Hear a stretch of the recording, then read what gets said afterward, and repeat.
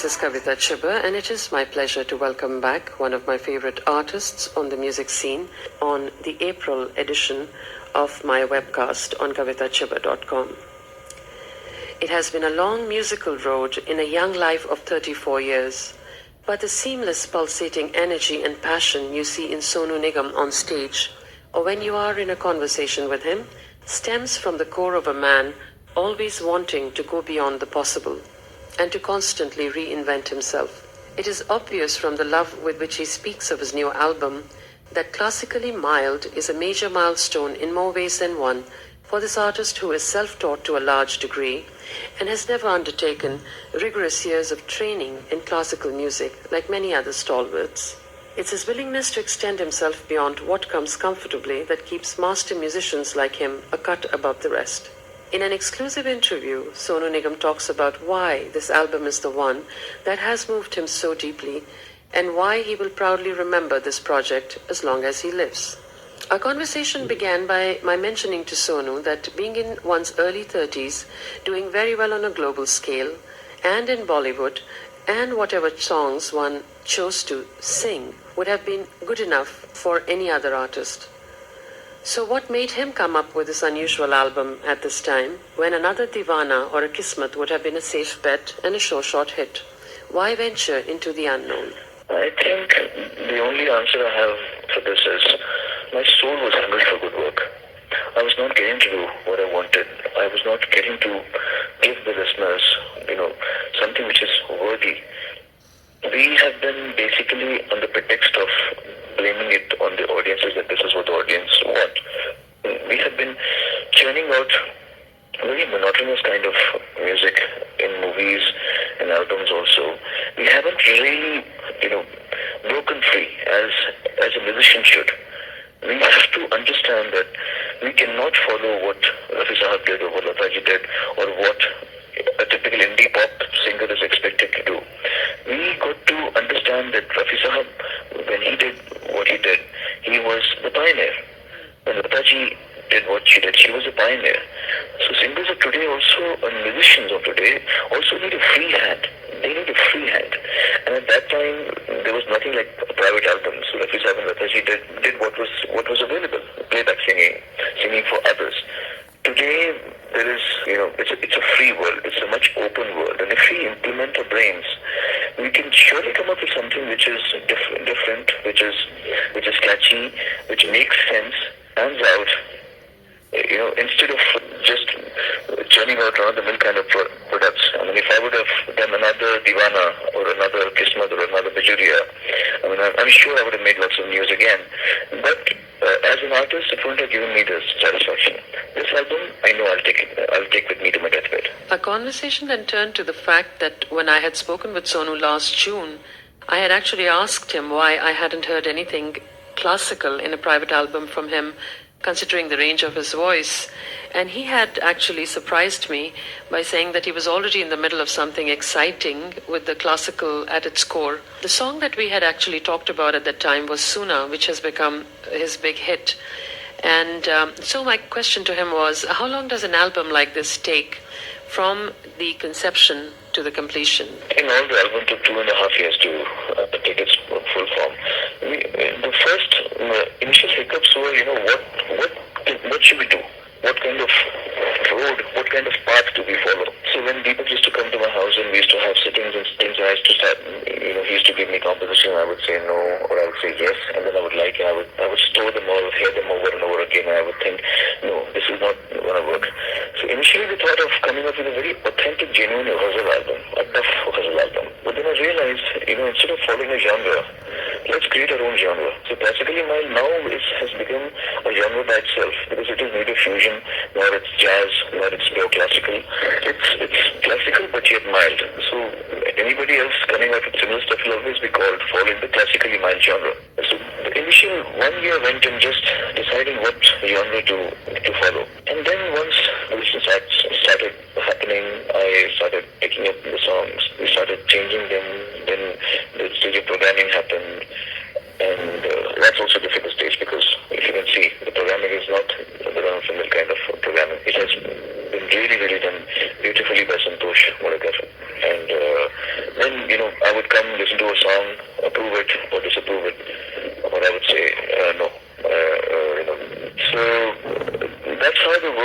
then hopefully I'll be able to do justice to other work like this also. Then, of course, singing was another thing. I was traveling a lot, and these songs required my voice to be in 100% condition, if not more, at least 100% condition. So that one song I would generally do one song per day, so that I could get my thoughts. I wanted to make it very wholesome. We wanted to do something which people would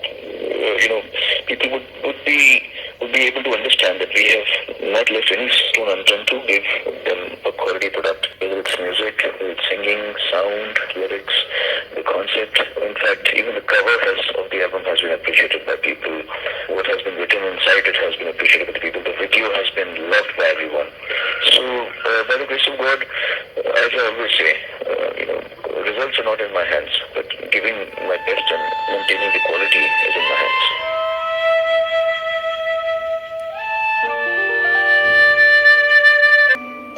Suratia was the first song I did for the album.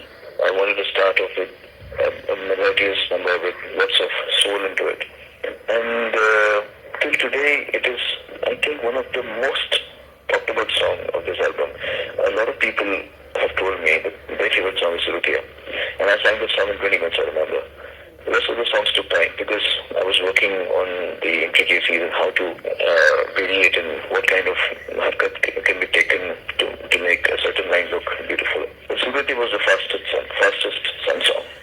But it was with the second number, Ae Dil Mat Ro, that Sonu realized he was on to something really special. There was also an interesting story about the arrangement behind this song. This is the second song I sang. If you see the arrangement behind it, it's all oriental. What's going on? And this song was not supposed to happen like that. The initial programming was done very differently. When I heard it, I said, no, this is very, very tacky. This is not happening. So Deepak said, what is it that you suggest? I said, let's make it Chinese. He started laughing. He thought I'm trying to crack a joke. I said, no, I mean it. Make it Chinese. Make the song sound Chinese. And he said, wow. ये तो अच्छा है कि चलो try करते हैं तो मैं ट्राई करते हैं and then after 2 hours or 3 hours they called me said भाई साहब मजा आ गया this is happening I never expected my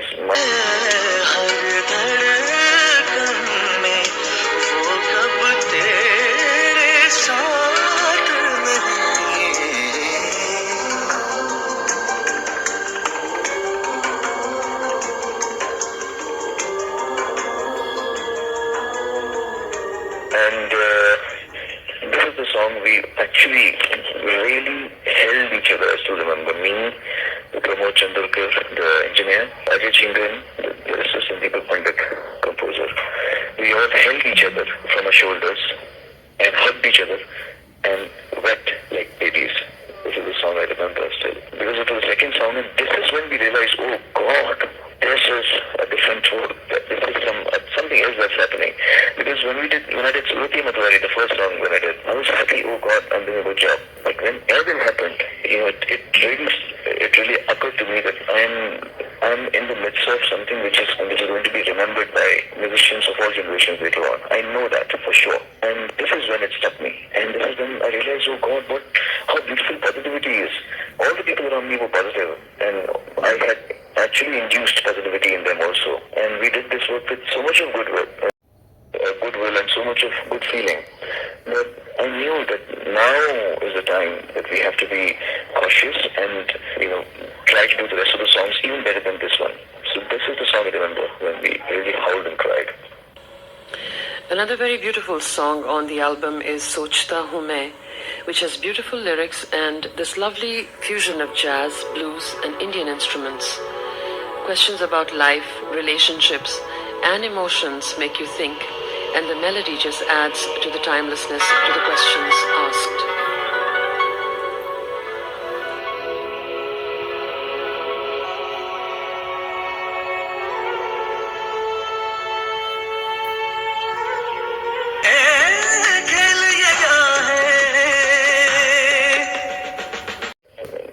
These are the kinds of feelings that come. These are the kind of thoughts that come into my mind. I'm still wondering what the world is all about. We first created the melodies and we then created the tracks on it, and then I asked Ajay to write on it. And each melody required a certain feel, and we discussed it mutually. This is a philosophical song, and I wanted certain philosophy to be conveyed through the song. So it's all teamwork. Of course, Ajay is a very, very, very, very prolific writer, and I knew his caliber, and that is why I took him. My personal favorite, of course, remains Bhige Bhige, the song that I introduced at the beginning of this broadcast. Sonu talks about that song and Chalki Chalki Chandni, another beautiful romantic number, which he said almost didn't make it into the album. Bhige Bhige is, the thought is close to romantic, close to romance, and all I can see is lots of rains and lots of wetness all around. The lovers craving for each other, and lots of genuine love happening, because the song is very, very genuinely composed, and I've tried to put a lot of soul into it while singing. So I see lots of genuinity happening. इनके भागों में पिया भीगे भीगे नयन जले जिया कैसी है ये तेरी लगन पिया भीगे भीगे नयन जले जिया कैसी है ये तेरी लगन पिया.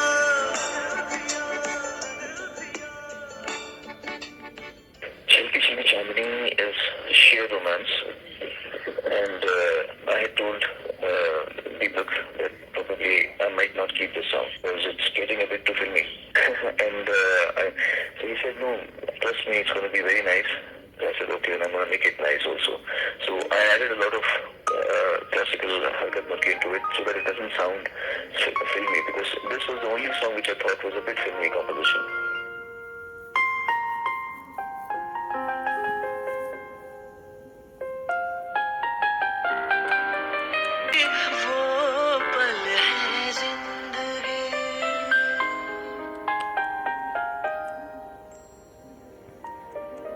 Which brought us to Suna, the song that we talked about last year, which is now making waves all over the world, with the video as well as the song itself.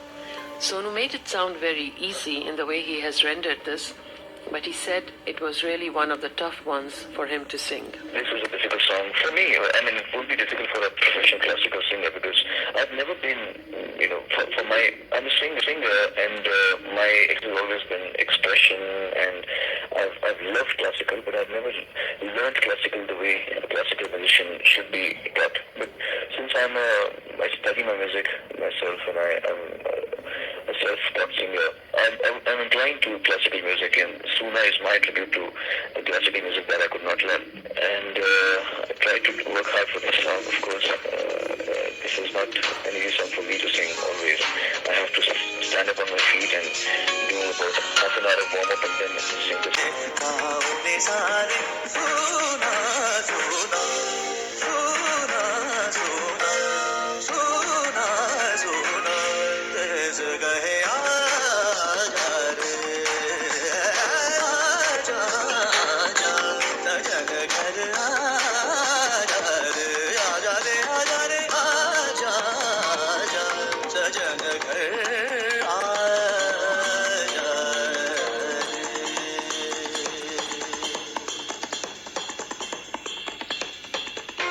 One thing that stands out in this album, and I don't see that very often in a lot of singers and musicians who come up with private albums, the quality of the lyrics matches the music.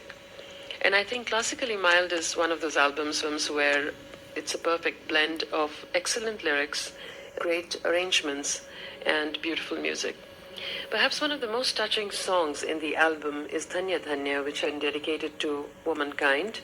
And Sonu Nigam talks about why the song has been very, very special for not just him, but his entire team. If at all everything's fine, I want to make a very, very beautiful video for this song. I want all my favorite women of all fields, all walks of life to be featuring in this video. And I want the song to be a perfect tribute to the exemplary women in the world. They could belong to any industry or any workspace, but this is one song which I want this to be a special tribute or something which should be remembered for a lifetime by everyone. So let's see if I can put this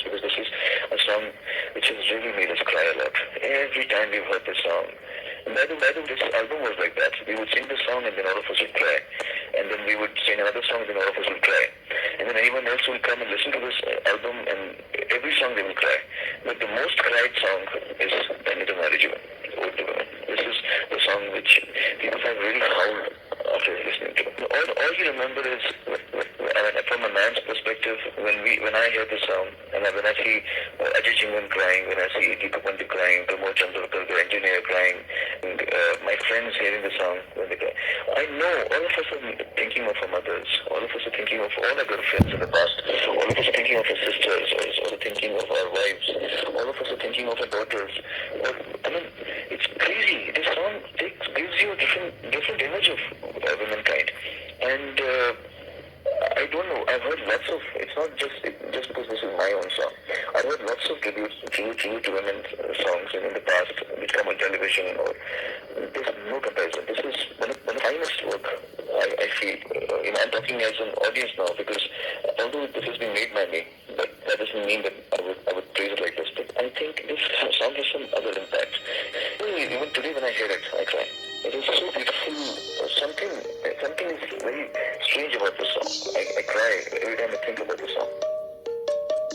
कलियां खड़ियां में कलियां प्रेमिका है कभी पत्नी भी बहने से प्रेमिका है कभी पत्नी बहने से जान जग तुझे क्यों पूजे ना धन्य धन्य नारी जीवन औरों को ही तो अर्पण धन्य धन्य नारी जीवन औरों को ही तो अर्पण अपने लिए तो सोचे ना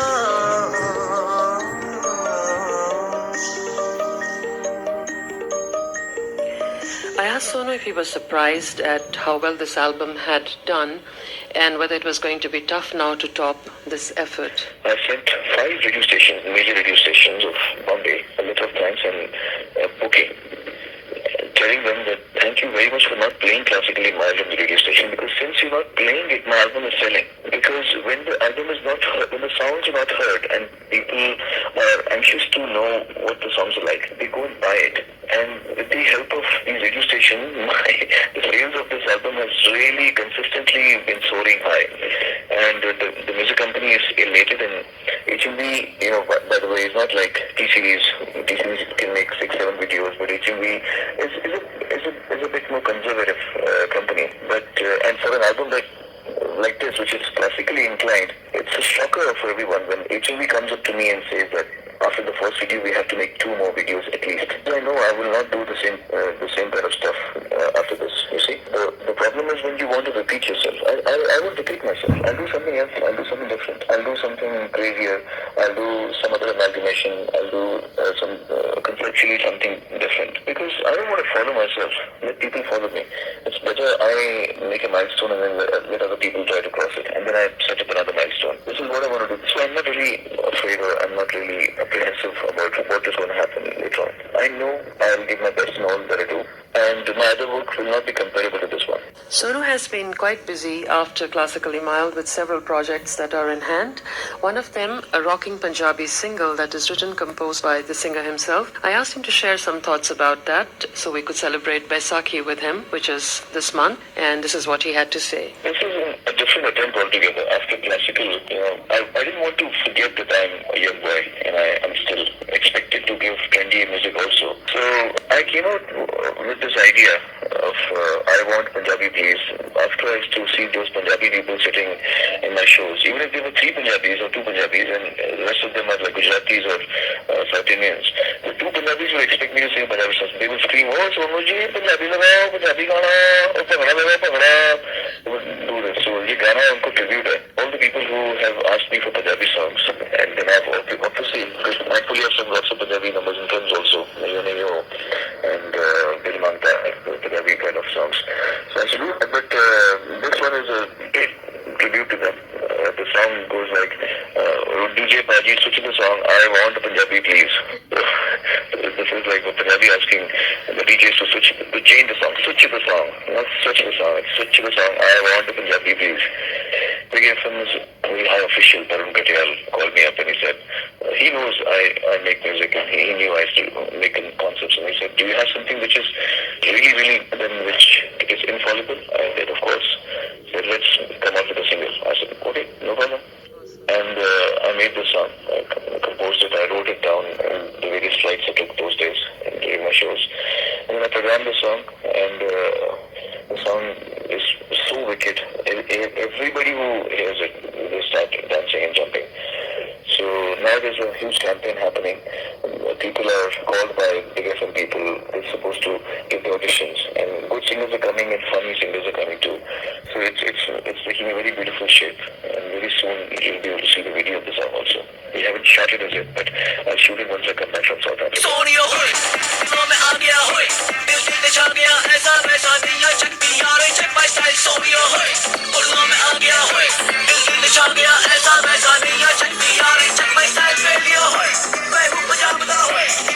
With the Birmingham Symphony Orchestra, which should be coming out soon. I just finished it 4 days back. It's now being mixed in England. Then they'll send it to me for my approval. And by I think April or May I should be out with it. I'm coming up with a Kannada album for the Kannadigas of Karnataka.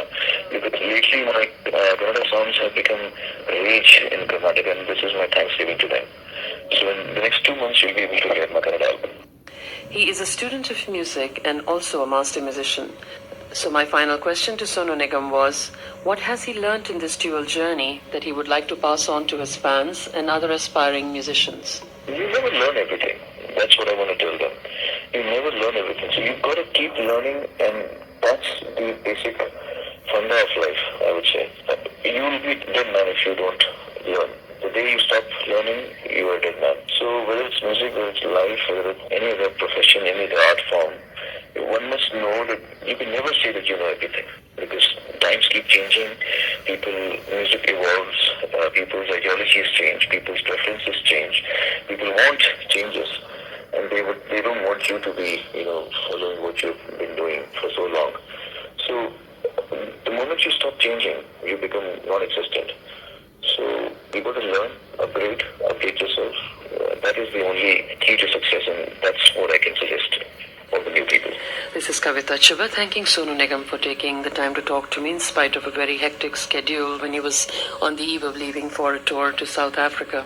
I would like to leave you with a beautiful number from Classically Mild called Lamha Lamha, with thoughts from Sonu about the song and then the music. Lamha Lamha, we wanted to make a song on positivity. We wanted a song which just want to propagate positivity, goodness all around us, and how each moment can be looked upon as something to be cherished by all of us. So this, if you hear the entire song, the arrangements and everything, you'll feel as if you've woken up. It's a song of awakening. Good job. That's all about it.